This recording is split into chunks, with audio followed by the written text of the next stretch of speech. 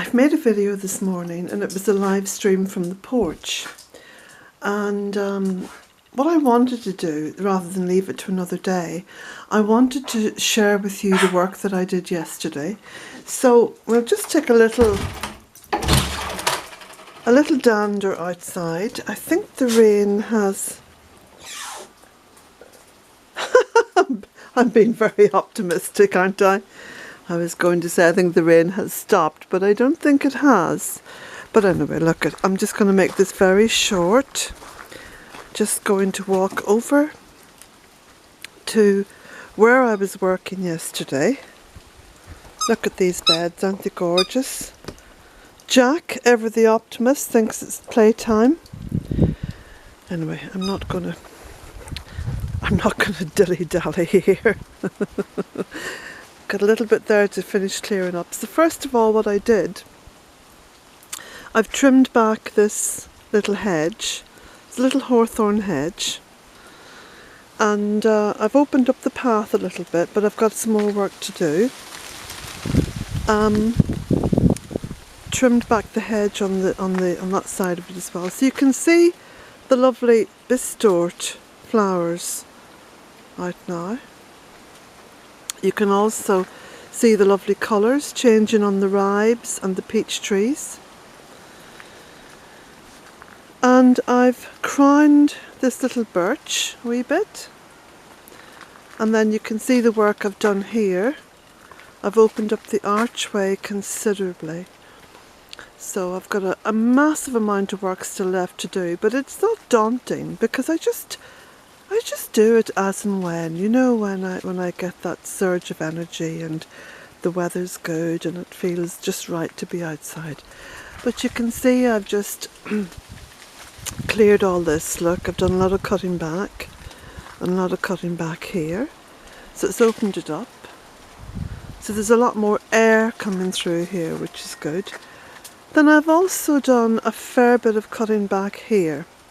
So I've taken this little fuchsia and willow hedge down a bit, well, down a fair bit, and I've also cut back the ribes. They were growing right up through the Bramley apple tree. You can see there's a few apples still up there. And I've opened up this little bit as well, but I've got a bit more to do. And I've also got to take that down a wee bit here because it's just a wee bit too high. So I'll be taking it down to about here. Now, I was working further along the path, but I haven't got anything significant to show you just there. But I do want to show you what I've done with all the cuttings, or with some of the cuttings anyway. Because a lot of the cuttings I've taken to the barn, and I'll be shredding those to use in the compost toilet. Because that's what I use. I don't import sawdust and all that palaver. I grow stuff and shred it and then use it in the compost toilet and then return it back to the earth, and that's the cycle complete. So here is a mass of laurel cuttings, and it had got a little bit weedy underneath this tree. This is a beautiful green beech tree. So what I've done is I've stacked the cuttings up around the tree. First of all, that's going to provide habitat for little creatures, no matter how small, all creatures big and small, to have a little nest, a little hibernation spot during the winter. And it'll take quite some time for those evergreen leaves to biodegrade down. It's also going to suppress weeds, so next spring I'm not going to have a problem with any weeds coming up there. Things will have really kind of mellowed out down there, and then it's going to be a nice clear spot. So, similar to how it is here, you see, underneath these trees. I used a very similar technique. I mean, it's very basic. It's very, very basic, and it's just trying as hard as one can to emulate Mother Earth. And there we go.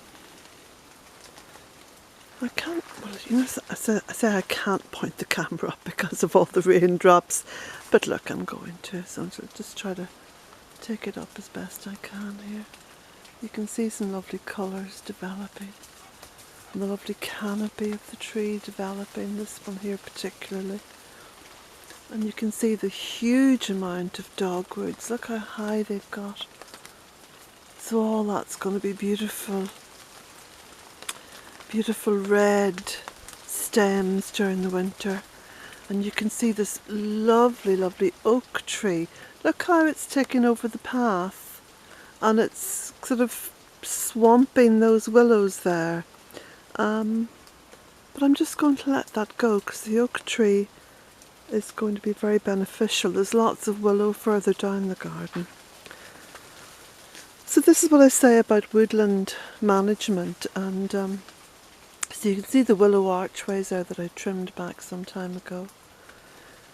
So there we go, just a very short video just to share with you what I did, and about 4 hours work in total, because I was working further down then as well, and I was working over this way, but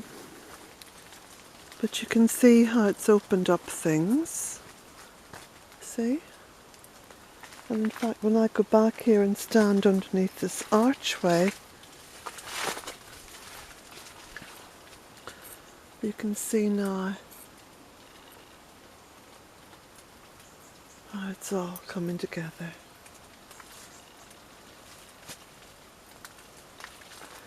So lots and lots of work to do in here, and that should allow me to be outdoors and working quite happily. Look at this lovely African mask.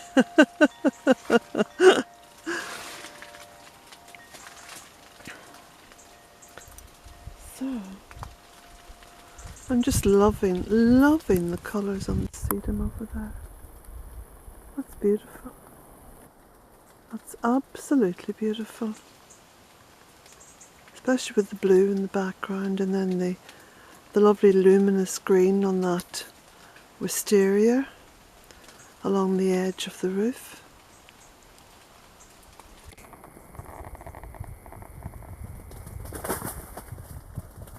I don't know what he's playing at. I'm going to catch him coming round here. Bet he comes round here. No? No, he's not.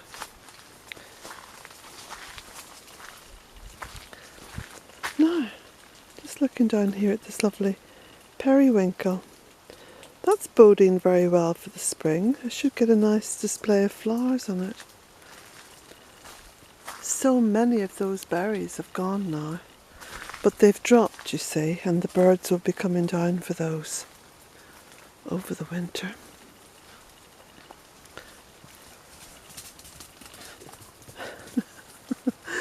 So I've also filled the bird feeders on my return from town.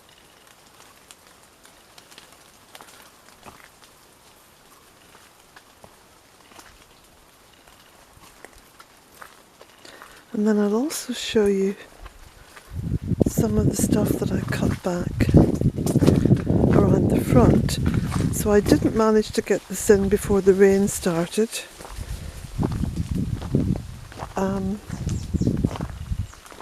But I have to bring all that round to the barn.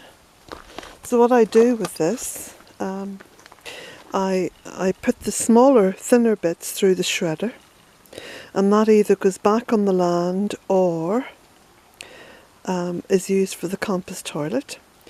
Then the slightly thicker bits of wood, I chop those up into stove-sized bits that will fit into the stove, and then I put them into a pile in the barn, and they dry out and they're used as kindling. The thicker bits like this, I use that then actually for burning in the stove. Well, there we go. I'll just take you down here and we'll have a look through, and you can see then how much more light there is coming through here. So woodland gardens always look so effortless, and ostensibly they are effortless, but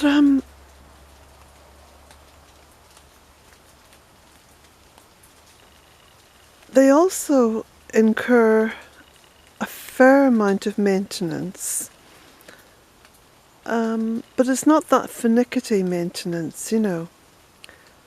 It's more about walking through them, enjoying walking, observing, looking, thinking, being in touch with it all, and then making decisions based upon your experience with the trees and with the wildlife therein.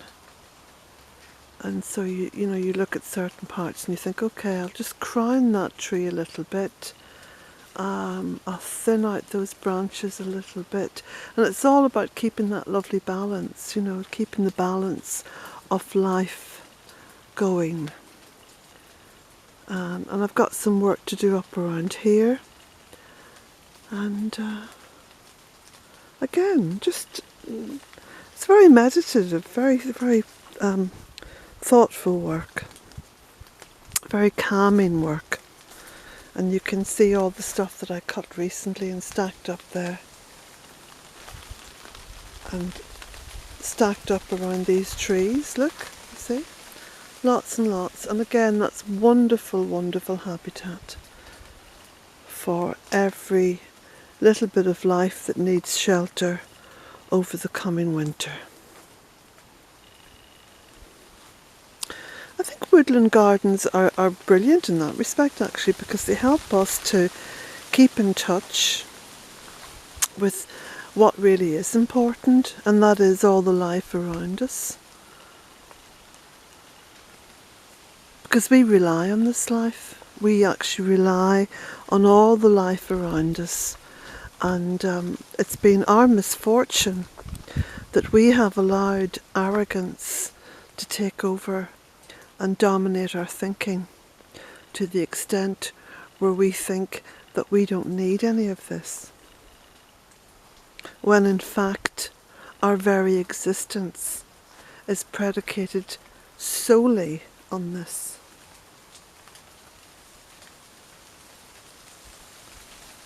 Now, this video has gone on for far longer than what I planned, but that's okay too.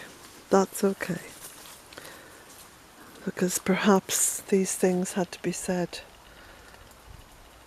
These are lovely ferns coming up underneath the blackcurrant bushes. Bird's nest ferns. And you see, again, in the early days, these blackcurrant bushes were here as part of the fruit garden. And what's happened is the canopy is developing to such an extent that really the earth is saying, let me be a woodland. And so you can see the way the black currants are trying to grow towards the light, and I'm still getting harvest on these, but I'm not going to give them dominance over what is above. I'm going to let the woodland take over and gently tried to tap me on the head there, gently encourage and facilitate its development. This is what Earth is happiest doing, and to be very honest, it's what I am happiest doing as well, because this makes me feel very happy, very elated. And so I've gone from being the planter, the nurturer, the co-creator, to being the caretaker, taking care of Mother Earth. There's some more cuttings a bit down underneath this apple tree. Now, one of the things I plan to do this autumn and winter is to ask someone who works down at Knockvicar, who's an arborist, so his speciality is trees, to come and professionally prune the apple trees for me. Because I've pruned them in the past and I'm not really great at pruning apple trees. So I shall employ someone to come and do that for me. Because I've got in fact I've got, I don't know how many apple trees there are here now. They're the ones that are obvious that we pass daily, you know, up here. But there's quite a few down in the gardens, all the way through the woodland gardens. So, let me move this metal bucket up as, oh.